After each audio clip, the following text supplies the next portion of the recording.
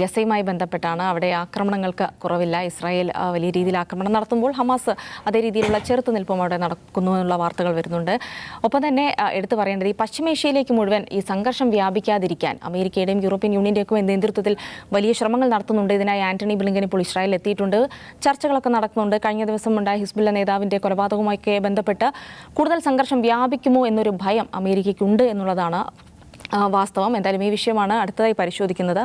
Dawood sir, അമേരിക്കയെ സംബന്ധിച്ചിടത്തോളം ഈ ഗസയിൽ എത്ര വേണമെങ്കിലും ആക്രമണം നടത്തിക്കോളൂ, പക്ഷേ ഈ പശ്ചിമേഷ്യയിൽ മേഖലയിലേക്ക് സംഘർഷം വ്യാപിക്കാതിരിക്കാൻ അത് തുടക്കം മുതൽ അവർ ശ്രദ്ധിച്ചിരുന്നു. പക്ഷേ പല പടിയായിട്ട് ഈ യുദ്ധം മുന്നോട്ട് പോകുമ്പോൾ കാര്യങ്ങളൊക്കെ കയ്യിൽ നിന്ന് മാറുന്നതാണ് കാണുന്നത്. ഒരുപക്ഷെ അമേരിക്ക ഇപ്പോൾ നടത്തിക്കൊണ്ടിരിക്കുന്ന ശ്രമം അത് കൂടുതൽ രാജ്യങ്ങളിലേക്ക് വ്യാപിക്കാതിരിക്കാൻ, കാരണം അമേരിക്കയെ സംബന്ധിച്ചിടത്തോളം ഇത് ഒരു യുദ്ധം വലുതാകുന്നതുകൊണ്ട് പ്രത്യേകിച്ച് നേട്ടമൊന്നും അവർക്കില്ല, അല്ലേ? ഇസ്രായേലിൻ്റെ താല്പര്യം മാത്രമാണ് യുദ്ധം. അപ്പോൾ അതുകൊണ്ട് ആ രീതിയിൽ അമേരിക്ക ഭയപ്പെടുന്നു യുദ്ധം കൂടുതൽ വ്യാപിക്കുമോ എന്നുള്ളത്. അമേരിക്കയുടെ ദൂതുമായിട്ട് ആന്റണി ബ്ലിങ്കൻ ഇസ്രായേലിൽ എത്തി. അദ്ദേഹം ടെലവീവിൽ നേതാക്കന്മാരെ കണ്ടുകൊണ്ടിരിക്കുന്ന സമയത്താണ് നമ്മൾ സംസാരിക്കുന്നത്. നമ്മൾ കാണേണ്ടത് ഈ യുദ്ധം ഇന്നിപ്പോൾ 95-ാമത്തെ ദിവസമാണ്. ഈ യുദ്ധം തുടങ്ങിയതിന് ശേഷമുള്ള 6-ാമത്തെയോ 7-ാമത്തെയോ സന്ദർശനമാണ് ഇദ്ദേഹത്തിൻ്റെത്. ഇദ്ദേഹത്തിൻ്റെ ആദ്യത്തെ സന്ദർശനം നമ്മൾ ഓർക്കണം. ഒക്ടോബർ 7 സംഭവിക്കുന്നു. 2-ാമത്തെയോ 3-ാമത്തെ ദിവസമാണ് അങ്ങനെ വരുന്നത്. അദ്ദേഹം അവിടെ ടെലവീവിൽ വിമാനം ഇറങ്ങിയിട്ട് ആദ്യം പറഞ്ഞ വാക്ക് I came here as a Jew എന്ന് പറഞ്ഞുകൊണ്ടാണ്. ഞാനൊരു ജൂതൻ എന്നുള്ള നിലക്കാണ്. ഒരു അമേരിക്കയുടെ സ്റ്റേറ്റ് സെക്രട്ടറിയാണ് പറയാൻ ശ്രദ്ധിക്കണം. അപ്പോൾ അതിനുശേഷം നമുക്കറിയാം ഇത്രയും ദിവസങ്ങൾ കഴിഞ്ഞു. അപ്പോൾ ഇതുവരെ ഉണ്ടായി 95 ദിവസത്തെ അനുഭവങ്ങൾ വെക്കുമ്പോൾ നമുക്ക് ഈ ഇസ്രായേൽ നടത്തിയിട്ടുള്ള ആക്രമണം അത് ഇസ്രായേലിൻ്റെ ആക്രമണമല്ല, അമേരിക്കയുടെ പിന്തുണയോടുകൂടി നടത്തിയിട്ടുള്ള ആക്രമണമാണ്. സൈനികവും സാമ്പത്തികവുമായിട്ടുള്ള വലിയ പിന്തുണ. പക്ഷേ ആ പിന്തുണ കൊടുക്കുമ്പോൾ ഗെറ്റ് ദം ജസ്റ്റിസ് എന്നാണ് ബ്ലിങ്കൻ അങ്ങോട്ട് പോകുമ്പോൾ ബൈഡൻ ബ്ലിങ്കനോട് പറയുന്നത്. അവർക്ക് നീതി മേടിച്ചു കൊടുക്കൂ, ഇസ്രായേലിന് നീതി മേടിച്ചു കൊടുക്കൂ എന്നാണ്. അവരുടെ ഒരു പ്ലാൻ എന്താണെന്ന് വെച്ചാൽ ഗസയിൽ കയറുന്നു. അവരുടെ തന്നെ വാക്കുകളാണ് ഗോ സ്മാഷ് ഫിനിഷ് എന്നുള്ളതായിരുന്നു. 2-3 ദിവസം കൊണ്ട് പരിപാടി തീർത്ത് പോരാം എന്ന് ധരിച്ചിരുന്നതാണ്. പക്ഷേ അത് നടന്നില്ലെന്ന് മാത്രമല്ല, ലോകതലത്തിൽ തന്നെ അമേരിക്കക്കും ഇസ്രായേലിനും എതിരായിട്ടുള്ള അതിഭയങ്കരമായിട്ടുള്ള ജനകീയ വികാരം ഉണ്ടായി. ഇന്നലെ പ്രസിഡന്റ് ബൈഡൻ അവിടുത്തെ ഒരു ഇലക്ഷൻ ക്യാമ്പയിൻ മീറ്റിങ്ങിൽ പ്രസംഗിക്കുകയാണ്. അതൊരു ചേർച്ചിലാണ്. ആ ചേർച്ചിൻ്റെ പ്രത്യേകത എന്ന് വെച്ചാൽ മുമ്പ് ഈ നീഗ്രോസ് കറുത്ത വർഗ്ഗക്കാർക്കെതിരെ ഒരു ആക്രമണം നടന്നതിൻ്റെ ഓർമ്മയിൽ നിൽക്കുന്ന ഒരു ചേർച്ചാണ്. അപ്പോൾ അവിടെ വെച്ച് അന്ന് കൊല്ലപ്പെട്ട അവരെക്കുറിച്ച് പറഞ്ഞുകൊണ്ടാണ് ഇദ്ദേഹം പ്രസംഗം തുടങ്ങുന്നത്. പ്രസംഗം തുടങ്ങിയപ്പോൾ തന്നെ ആളുകൾ എഴുന്നേറ്റ് ബഹളം ഉണ്ടാക്കാൻ തുടങ്ങി. നിങ്ങൾ ഇപ്പോൾ നടക്കുന്ന കൊലപാതകത്തെക്കുറിച്ച് സംസാരിക്കും, ഗസയിൽ നടക്കുന്ന പലസ്തീൻ നടക്കുന്ന ഇതിനെക്കുറിച്ച് സംസാരിക്കുമെന്ന് പറയുന്നു. സീസ് ഫയർ നൗ എന്ന് പറഞ്ഞിട്ട് ഭയങ്കരമായിട്ടുള്ള ആക്രോശ മുദ്രാവാക്യം. നോക്കുന്ന ഒരു രാജ്യത്തിൻ്റെ പ്രസിഡൻ്റാണ്, അമേരിക്കയുടെ പ്രസിഡന്റ്. നമ്മുടെ രാജ്യത്ത് മോഡി പ്രസംഗിക്കുന്ന ഒരു സ്ഥലത്ത്, അത് മോഡി ഒരു ക്ഷേത്രത്തിൽ പ്രസംഗിക്കാതെ വിചാരിക്കും. ഇദ്ദേഹം ഒരു ചേർച്ചിലാണ് പ്രസംഗിക്കുന്നത്. പ്രസിഡന്റ് ഒരു ഇൻഡോർ പ്രോഗ്രാമിൽ ഒരു ചേർച്ചിൽ പ്രസംഗിച്ചുകൊണ്ടിരിക്കുമ്പോൾ പ്രസംഗം കേൾക്കാൻ വന്ന ആളുകൾ ബഹളം ഉണ്ടാക്കുക, മുദ്രാവാക്യം മുഴക്കുക, അങ്ങോട്ട് വിരൽ ചൂണ്ടി ചോദ്യങ്ങൾ ചോദിക്കുക എന്ന് പറയുന്നൊരു സംഭവം ഉണ്ടല്ലോ. ഇത് അമേരിക്കനിൽ എന്താണ് ജനങ്ങൾ ചിന്തിക്കുന്നതിൻ്റെ തെളിവാണ്. ബൈഡൻ തന്നെ പാർട്ടി, ഡെമോക്രാറ്റിക് പാർട്ടിയിൽ അതിശക്തമായ വിയോജിപ്പ് ഈ സമീപനത്തിനെതിരെ ഉണ്ട്. അപ്പോൾ ഇത്രയും ദിവസങ്ങൾ നോക്കുമ്പോൾ എന്താണ് അതിൻ്റെ ഫൈനൽ ഔട്ട്കം എന്ന് വെച്ചാൽ, ഗസയിൽ അമേരിക്കയും ഇസ്രായേലും വെച്ചിട്ടുള്ള ഒരു ലക്ഷ്യവും നേടിയില്ല. ബന്ദികളെ മോചിപ്പിക്കുക, ഹമാസിനെ ഇല്ലാതാക്കുക, ഗസയെ ഡീമിലിറ്ററൈസ് ചെയ്യുക എന്നും ഒരു ലക്ഷ്യവും നേടിയില്ല. ഉണ്ടായതെന്താണ്? അമേരിക്ക ഒരു വൃത്തികെട്ട രാജ്യമാണ്. ഇസ്രായേൽ എന്ന് പറയുന്നത് ഒരു വൃത്തികെട്ട രാജ്യമാണ്, കുഞ്ഞുങ്ങളെ കൊല്ലുന്ന രാജ്യമാണ്. ഈ ചിത്രം ലോകത്തിന് മുമ്പിൽ നിൽക്കുക. അമേരിക്കൻ പ്രസിഡൻറ്റിന് സ്വന്തം രാജ്യത്ത് സമാധാനത്തോടു കൂടി ഒരു സദസ്സിനെ അഭിമുഖീകരിക്കാൻ പറ്റാത്ത ഒരവസ്ഥയിലാണ് എത്തിയത്. അപ്പോൾ ഇതിൽ അമേരിക്ക ഒരു ഘട്ടം കഴിഞ്ഞപ്പോൾ ഇതിങ്ങനെ പോയാൽ പറ്റില്ല, സ്കെയിൽ ഡൗൺ ചെയ്യണം, ലോ ഇൻറ്റൻസീവ് ഇതിലേക്ക് പോകണം, ഒരു പോസ് വേണം എന്നൊക്കെ നിരന്തരം അമേരിക്ക പറഞ്ഞുകൊണ്ടിരിക്കുന്നുണ്ട്. പക്ഷേ നെതന്യാഹു നിൽക്കുന്നില്ല. അമേരിക്ക പറഞ്ഞിടത്ത് നെതന്യാഹു നിൽക്കുന്നില്ല. ഒരു ഗുഡ് ഗൈ ബാഡ് ഗൈ ആയി മാറുന്നു. പിന്നീട് ഒരു ടെറിബിൾ ഗൈ ആയിട്ട് മാറുന്ന ഒരവസ്ഥയാണ് ഇപ്പം നെതന്യാഹുവിനെ സംബന്ധിച്ചിടത്തോളം. അദ്ദേഹത്തിൻ്റെ രാഷ്ട്രീയ ഭാവിയാണ് അദ്ദേഹം മുന്നിൽ നോക്കുന്നത്. അപ്പോൾ അദ്ദേഹത്തിന് ആ കസേരയിൽ ഇരിക്കണമെങ്കിൽ ഈ യുദ്ധം അവസാനിക്കരുത്. പല നിലക്കത് മുന്നോട്ട് പോകണം. അപ്പോൾ ഗസയിൽ നോക്കൂ, ഗസയിൽ ഇന്ന് ഈ പറയുന്ന ആൻ്റണി ബ്ലിങ്കൻ ടെലവീവിലുള്ള ദിവസം 95ാമത്തെ ദിവസം 9 സൈനികരെയാണ് ഇസ്രായേൽ നഷ്ടപ്പെടുന്നത്. IDF തന്നെ പറയുന്നത് ഈ യുദ്ധത്തിലെ ഏറ്റവും സങ്കടകരമായ ദിവസം. ആലോചിക്കണം, 1 മാസം മുമ്പ് 1.5 മാസം മുമ്പ് അവിടുത്തെ പ്രതിരോധ മന്ത്രി എന്താ പറഞ്ഞത്? ഹമാസിൻ്റെ കൺട്രോൾ നഷ്ടമായെന്നാണ്. ആ ഗസയിലാണ് ഈ 95ാമത്തെ ദിവസം പറയുന്നു ഏറ്റവും ദുഃഖകരമായ ദിവസമാണ് ഇന്ന്. IDFൻ്റെ സ്പോക്സ്മാനാണ് പറയുന്നത്. അപ്പോൾ ഗസയിൽ യുദ്ധം നിൽക്കുന്നു. അപ്പുറത്ത് ലെബനൻ അതിർത്തിയിൽ അവിടെയും കാര്യങ്ങൾ രൂക്ഷമാകുന്നു.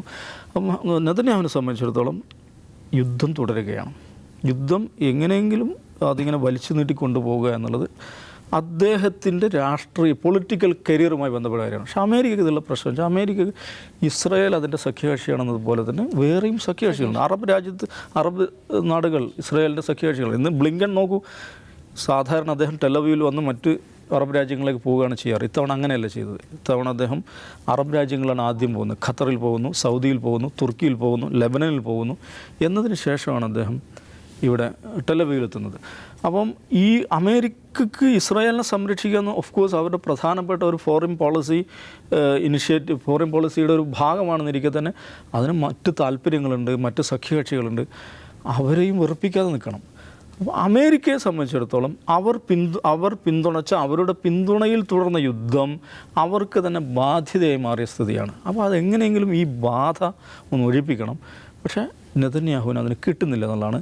ഈ സന്നിഗ്ധതയുമായി ഈ അങ്കലാപ്പുമായിട്ട് നാട് തിണ്ടുകയാണ് ബ്ലിങ്കൻ. അതിൻ്റെ കാഴ്ചകളാണ് നമ്മൾ കാണുന്നതാണ്. അതായത് നിഷാദ്, ഈ അമേരിക്കയെ സംബന്ധിച്ചിടത്തോളം പറയുമ്പോൾ ഒരു ഊരാക്കുടുക്കിൽപ്പെട്ടതുപോലെയാണ്. കാരണം നെതന്യാഹുവിനെ അനുനയിപ്പിച്ച് യുദ്ധം നിർത്താൻ കഴിയില്ല. അമേരിക്കയെ സംബന്ധിച്ചിടത്തോളം വലിയ അന്താരാഷ്ട്ര സമ്മർദ്ദമുണ്ട്. ഇതൊക്കെയാണല്ലോ നമ്മൾ പുറത്ത് നോക്കുമ്പോൾ മനസ്സിലാക്കുന്നത്. പക്ഷേ യഥാർത്ഥത്തിൽ അമേരിക്ക വിചാരിച്ചാൽ ഇസ്രായേലിന് ഇക്കാര്യത്തിൽ പിന്തിരിപ്പിക്കാൻ കഴിയില്ലേ? കഴിയുമോ ചോദിച്ചാൽ അത്ര എളുപ്പമുള്ള കാര്യമല്ല. ഒന്നാമത്തെ കാര്യം, അമേരിക്ക ഇസ്രായേലിനെ സഹായിക്കുന്നത്, ഇസ്രായേൽ ആ സഹായം സ്വീകരിക്കുന്നത് ഇസ്രായേലിനെ അമേരിക്കയ്ക്ക് അത്രമേൽ അത്യാവശ്യമുള്ളത് കൊണ്ടാണ് എന്നുകൂടി നമ്മൾ മനസ്സിലാക്കേണ്ട കാര്യമാണ്. എന്ന് വെച്ചാൽ ആ റീജിയനിൽ അമേരിക്കയ്ക്ക് ഉറച്ച് വിശ്വസിക്കാൻ കഴിയുന്ന ഒരേ ഒരു പാർട്ട്ണർ ഇസ്രായേലാണ്. ഇസ്രായേലിനെ ഏതെങ്കിലും തരത്തിൽ ഡിസ്റ്റർബ് ചെയ്തുകൊണ്ട് വെറുപ്പിച്ചുകൊണ്ട് അമേരിക്കയ്ക്ക് ആ റീജിയനിലെ രാഷ്ട്രീയം കളിക്കാൻ പറ്റില്ല. കാരണം മിഡിൽ ഈസ്റ്റിൽ ചൈന അവരുടെ താല്പര്യങ്ങളെ കടത്തിക്കൊണ്ട് വരുന്നു. ചൈനയും റഷ്യയും പോലുള്ള രാജ്യങ്ങൾ അവരുടെ താല്പര്യങ്ങളെ പ്രയോഗിക്കാൻ വലിയ ഇടപെടൽ നടത്തിക്കൊണ്ടിരിക്കുന്ന സമയമാണ്. ഇപ്പോൾ നോക്കൂ, സൗദി അറേബ്യയും ഇറാനും തമ്മിൽ എത്രയോ കാലങ്ങളായിട്ടുണ്ടായിരുന്ന കോൺഫ്ലിക്റ്റിനെ പരിഹരിക്കാൻ നടുക്ക് നിൽക്കുന്നത് ചൈനയാണ്. അപ്പോൾ ആ നിലയ്ക്ക് അമേരിക്കയുടെ രാഷ്ട്രീയ ശത്രുക്കൾ വലിയ പ്രോജക്റ്റുകൾ വർക്ക് ചെയ്യുന്ന സമയമാണ്, പൊളിറ്റിക്കൽ പ്രോജക്റ്റുകൾ വർക്ക് ചെയ്യുന്ന സമയമാണ് മിഡിൽ ഈസ്റ്റിൽ. അപ്പോൾ അമേരിക്കയെ സംബന്ധിച്ച് അവർക്ക് ഏറ്റവും വിശ്വാസ്യതയുള്ള ഒരു പാർട്ണറെ അവിടെ ആവശ്യമുണ്ട്. അതാരാണ്? അത് ഇസ്രായേലാണ്. അത് ഇസ്രായേലിന് നന്നായി അറിയാമെന്നതുകൊണ്ടാണ് ഇസ്രായേൽ അതിനെ പരമാവധി എക്സ്പ്ലോയിറ്റ് ചെയ്യുന്നത്. ഇപ്പോൾ കാണുന്ന കാഴ്ച അതാണ്. അത് നിശ്ചയമായിട്ടും നേരത്തെ ദാവൂസായി പറഞ്ഞാൽ അമേരിക്ക ഈ യുദ്ധം വികസിക്കുന്നതോ ഗസ വാർ പോലും നീണ്ടുപോകുന്നത് അമേരിക്ക ആഗ്രഹിക്കുന്നില്ല. കാരണം അമേരിക്കയെ സംബന്ധിച്ച് ഇസ്രായേലിനെ മാത്രം സുഖിപ്പിച്ചാൽ പോരാ, അമേരിക്കയ്ക്ക് വലിയ സമ്മർദ്ദം വേറെ ഉണ്ട്. മിഡിൽ ഈസ്റ്റിൽ പലതരം താല്പര്യങ്ങളുണ്ട്. അവിടുത്തെ ഭരണകൂടങ്ങളുമായി ബന്ധമുണ്ട്. അവിടുത്തെ പലരുടെയും പല സംഗതികൾ ഓപ്പറേറ്റ് ചെയ്യുന്നത് പോലും അമേരിക്കയാണ്, അവരുടെ ഡിഫൻസ് അടക്കം. അപ്പോൾ അമേരിക്കയ്ക്ക് അത്തരം സമ്മർദ്ദമുണ്ട്. അമേരിക്കയുടെ പൊളിറ്റിക്കൽ ലീഡർഷിപ്പ് വലിയ തോതിൽ അൺപോപ്പുലർ ആയിക്കൊണ്ടിരിക്കുകയാണ്. ആ നിലയ്ക്കുള്ള വലിയ പ്രശ്നം അവർക്കുണ്ട്. അവർക്ക് ഇത് അവസാനിപ്പിക്കണം എങ്ങനെയും എന്നാണ് അവരുടെ ആഗ്രഹം. അപ്പോൾ ഇത് വലുതാവാൻ ശ്രമിക്കുകയാണ്. വലുതാകുക എന്ന് വെച്ചാൽ ഇത് എങ്ങനെ ഗസയ്ക്ക് പുറത്തേക്ക് കൊണ്ടുപോകാം, ഇതൊരു മേഖലാ യുദ്ധമാക്കി മാറ്റാം, ഇത് ആകെ ഒരു സങ്കീർണാവസ്ഥയിൽ നിലനിർത്താം എന്നതിനെക്കുറിച്ചാണ് ഇസ്രായേൽ നെതന്യാഹു ആലോചിക്കുന്നത്. അപ്പോൾ അതിനെ എങ്ങനെ ഇസ്രായേലിനോട് നിർത്താൻ പറയാനും പറ്റില്ല. എന്നാൽ അപ്പുറത്തുള്ള ആൾക്കാരോട് ഇങ്ങനെ പോയി നിങ്ങൾ പ്രശ്നം ഉണ്ടാക്കരുത് പ്ലീസ്, ഞങ്ങൾ അവരോട് സംസാരിക്കുന്നുണ്ട്, പക്ഷേ നിങ്ങളിപ്പോൾ പ്രൊവോക്ഡ് ആവരുതെന്ന് പറയുകയാണ്. അതിനനുസരിച്ച് നെതന്യാഹു എന്ത് ചെയ്യാണ്? ഓരോ ബോംബുകൾ കൊണ്ടുപോയിട്ട് ലെബനനിലും ഈ ഇറാനിലും ഒക്കെ കൊണ്ടുപോയി പൊട്ടിക്കുകയും ഇടുകയും ചെയ്യണം. അപ്പോൾ ഇതിനകത്തൊരു എസ്കലേഷൻ്റെ സാധ്യത ഉണ്ടെന്ന് ചോദിച്ചാൽ അത് തടയാനാണ് അമേരിക്ക ശ്രമിക്കുന്നത്. എസ്കലേഷൻ എന്ന് വെച്ചാൽ ഇപ്പം ഒന്നിലധികം രാജ്യങ്ങൾ പങ്കെടുക്കുന്ന ഒരു യുദ്ധമായിട്ട് ഇത് വികസിക്കാനുള്ള സാധ്യത തുലവും തുച്ഛമാണ്. ഇപ്പോൾ ഇറാനെ സംബന്ധിച്ച് നോക്കുക, അവരുടെ പ്രധാനപ്പെട്ട ഒരാൾ കൊല്ലപ്പെടുന്നു. പിന്നെ സുലൈമാനി കൊല്ലപ്പെട്ടതിൻ്റെ വാർഷികം ആചരിക്കുന്ന ദിവസം അവിടെ ബോംബ് സ്ഫോടനം ഉണ്ടാകുന്നു. ലെബനിൽ അവരുടെ പരമാധികാരത്തിന് മേലെ ബോംബിട്ട് ഹിസ്ബുള്ളയുടെ കമാൻഡർമാരെ കൊല്ലുന്നു, കഴിഞ്ഞ ദിവസവും കൊല്ലുന്നു.